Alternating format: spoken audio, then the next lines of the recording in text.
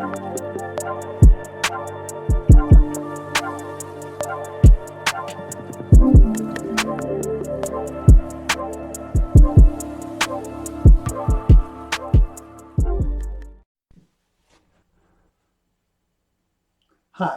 I'm Stu Mitchell, and welcome to Watershed Talks. Well, today I want to talk about peace. Peace. What does that mean? What does that mean for you and your life? What does that mean for your family? What does that mean in our country, in our world, with everything going on right now? And, it's a terrible thing when we go from one thing to the next in our world. We go from a pandemic to a war in the Ukraine. I pray for all of those people with the terrible things happening, for God's mercy, grace, and protection over them. And I definitely want to be sensitive to that and what's going on. And, but today I really want to talk about how we can have our own peace in the midst of everything going on around us. I see a lot of people, I talk to a lot of people, I see a lot of postings on social media, and people are scared. People are nervous. Some people manifest it by coming right out and saying, they're scared. They don't know what's going to go on in the world. What is going on in the world? Is it the end of the world? And there's other people that, when they get scared, they manifest it in different ways, right? They get angry and they lash out and they say things, whether it's political or about, the COVID-19 or what's going on in the world. And, I get it. Everybody deals with things in different ways. And, I'm not here to criticize anyone for how they deal with things. But, I think one of the things I'd like to do is try to get people to look at things with a little bit different perspective and understand that you can have peace in the middle of a lot of things going on around you. I think about life in general without all of these outside dynamics that I'm talking about. Life in general can be hard enough sometimes. Your job, financial worries and concerns, your kids, your parents, whatever the case may be, friends, relationships, all these things, are going on in our world and in our own personal worlds. And then you take these macro things that are going on, like, political unrest, racial unrest, war in the Middle East, the pandemic, and they're things that affect everyone. And what you wind up with is a big recipe for anxiety, for people living in fear, for people lashing out at one another. And, I really truly believe that as a Christian, we don't have to live in that fear. Of course, these things are going to bother us, right? It bothers me. You wouldn't be human if it didn't bother you. You wouldn't be human if you didn't think about it. But there is ways that we can kind of live peacefully in the middle of these storms, where we could be not only peace for ourselves, but we could be an island for our family, an island for our friends. That's a safe island, a safe harbor that they could come into. And, I really believe that a lot of that comes down to, first of all, God and having your priorities straight. The only mistake that we can make in these situations is not to keep God first in our lives. When we start to prioritize other things ahead of God, they start to become more important in our lives, and our eyes and our mind space just becomes completely engulfed in those things. And then it's so easy to get off track with these other things that you just feel like you're in this world of all these things going on. You don't know what to do, how to do it. And, that's where that anxiety and that frustration and that, hopelessness starts to set in, that depression starts to set in. And, I'm do talk from personal experience a lot, but I also want to be sensitive and understand that sometimes when you're trying to give people good advice on, how they can have peace in their own life, or if they're dealing with anxiety, sometimes the best thing you can do is just listen to them and just be there for them. and not necessarily, say, well, in my life, this is what happened to me and this is what worked for me. Sometimes when you do that, it's almost like you're turning the situation around to you.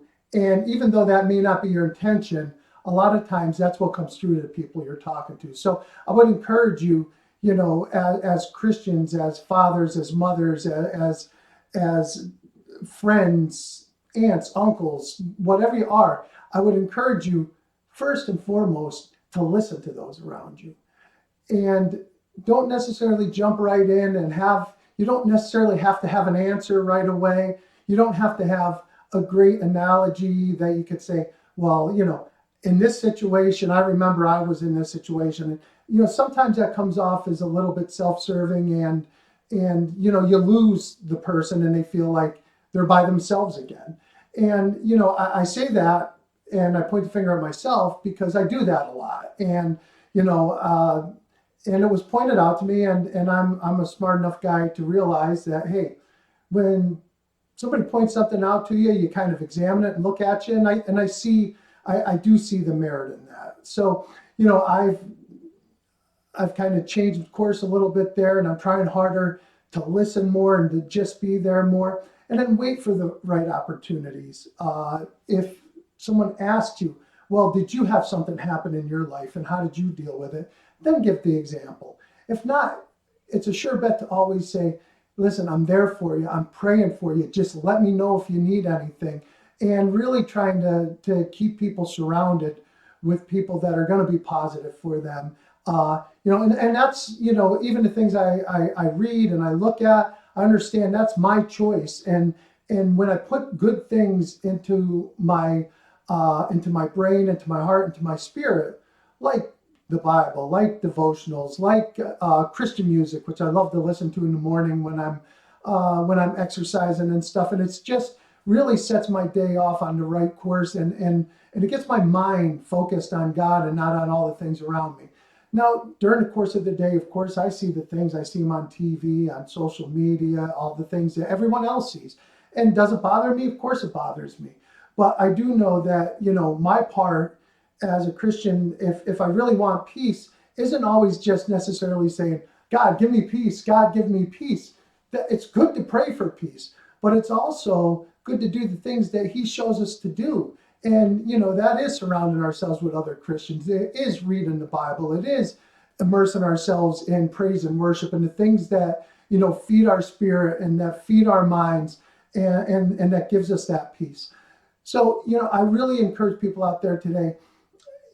I said at the beginning of the pandemic when I was still working, a few close friends I had that I was working with, that, my big concern that once the pandemic was over, I had no idea it was ever going to last this long, but once the pandemic was over, that, the secondary crisis was going to be a lot of mental health issues and anxiety issues and depression issues.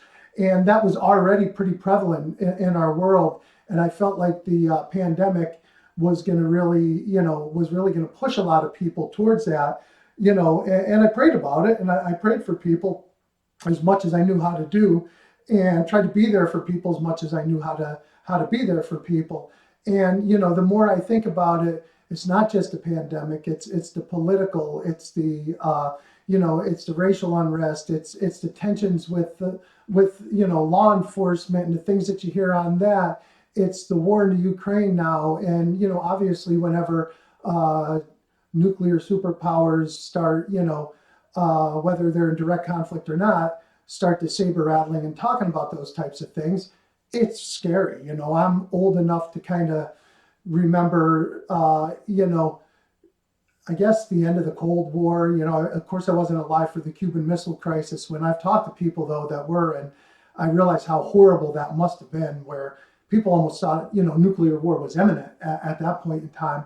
But certainly when Reagan was in office and Gorbachev was in office, and they were showing movies like The Morning After, which you can look it up, you could Google it, was kind of a horrific movie that they put on there about nuclear war and stuff. And as a kid, that stuff horrified me. It scared me.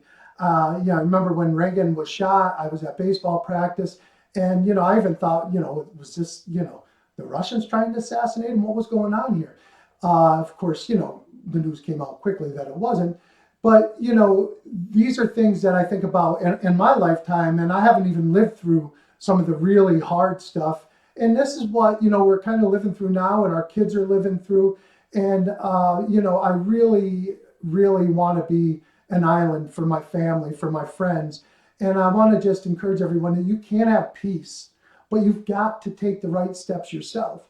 If all you do is watch the news, if all you do is talk to people about the crisis going on 24/7, if all you do is read the newspaper, if all you do is fill yourself with that, it's no wonder you're having fear and anxiety. It's no wonder you're feeling hopeless and depressed, because if you're not putting more of the Word of God, the Bible, more praise and worship music into yourself, more praying, more devotional time, if you're not studying, if you're not doing those things more than you're putting all of this other stuff into your system, well, then God's peace is not at the forefront of your spirit, your soul, and in your mind, because you're not putting it in there. You're putting all this negative stuff in there. So, you can have peace, but it's kind of a decision that we all have to make. And then it's an act of our will to do these things.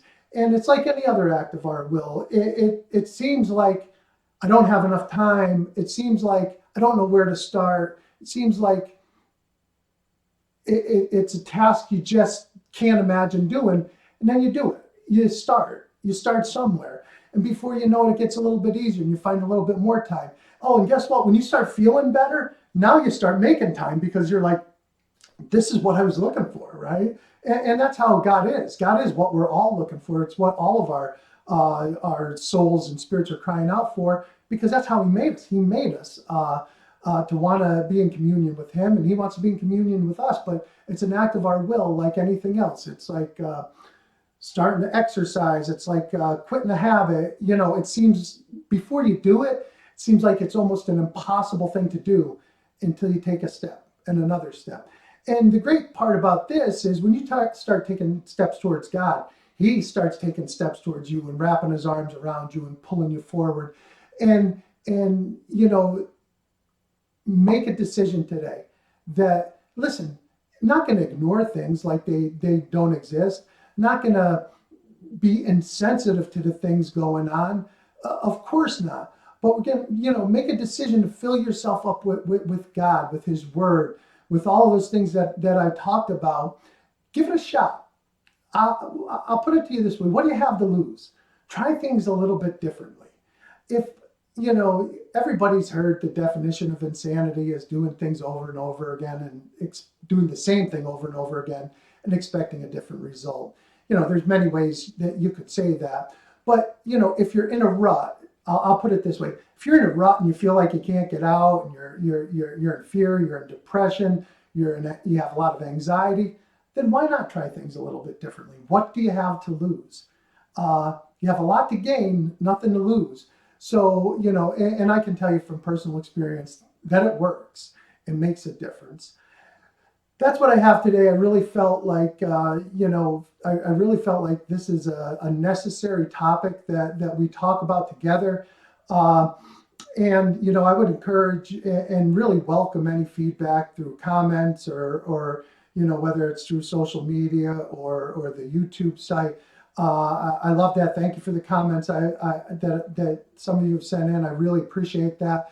But I'd be very interested to hear what you have to say. And if you have something good to say about the subject, well, put it out there, add to it. And maybe somebody will read that while they're looking through it, and maybe it'll make a difference. It doesn't always have to be thousands of people. Maybe it's 10, 20, 30, 40, 50 people. Maybe it's one person. And maybe to that one person, it makes a difference. And then it's all worthwhile. Thank you, and God bless you.